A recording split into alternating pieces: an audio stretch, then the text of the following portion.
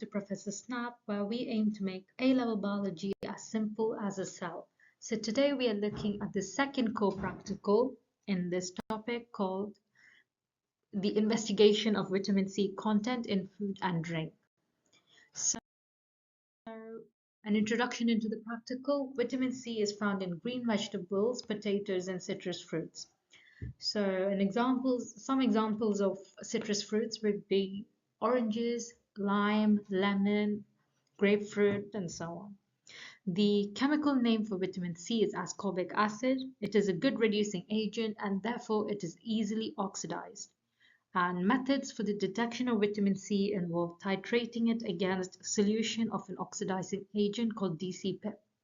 DCPIP is a blue dye that turns colorless in the presence of vitamin C, which is why we use DCPIP in this practical, so we can titrate and find the amount of vitamin C you need each time. So titration is a method we can use to determine the quantity of vitamin C in different sources. So what do you need to do this practical? So you need vitamin C solutions, 1% DCPIP solution, distilled water, range of fruit juices, measuring cylinder, pipette, stopwatch, and test tubes. So now we're going to jump into the method. So first you make up a series of different but known concentrations of vitamin C. So this is very similar to what we did with concentrations of caffeine in the Daphnia practical, and you're going to use the same technique, so which would be serial dilution. So using a measuring cylinder, measure out 1 centimeter cubed of DCPIP solution into a test tube. Add one of the vitamin C solutions drop by drop to the DCPIP solution using a graduated pipette or burette. And shake the tube for a set period of time. And when the solution turns colorless, record the drops of vitamin C solution added. So repeat for the same concentration to calculate the average, and then repeat this with the other concentrations of vitamin C as well. So now draw a line of best fit to show the average volume of vitamin C needed to decolorize DCPIP against the concentration of vitamin C. And this is the calibration curve.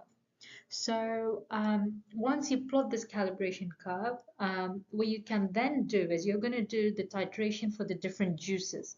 So so let's assume you use orange juice in your practical. So you're going to do a titration for the orange juice, and then you're going to do one for the lemon juice, and then lime juice.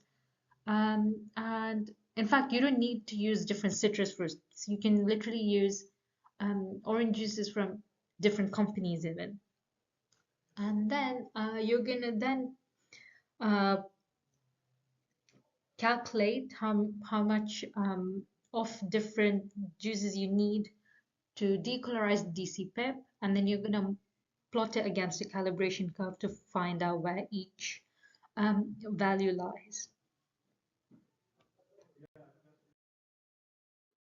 So what's the risk assessment in this practical? The first one, of course, first and only one is actually DCPIP, which is an irritant. So if you noticed in the equipment list, they want you to only use 1% DCPIP concentration. And the reason it's 1% is because that reduces the chance of your skin having a reaction to DCPIP. So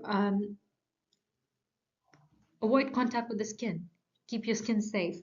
In case of contact, wash with lots of water and let the teacher know. And wear eye protection to avoid contact with DCPIP to the eyes. You can, of course, wear gloves to avoid contact with the skin, but that's your choice. And the results. So volume of vitamin C solution required to decolorize DCPIP should decrease as the concentration of vitamin C solution increases. So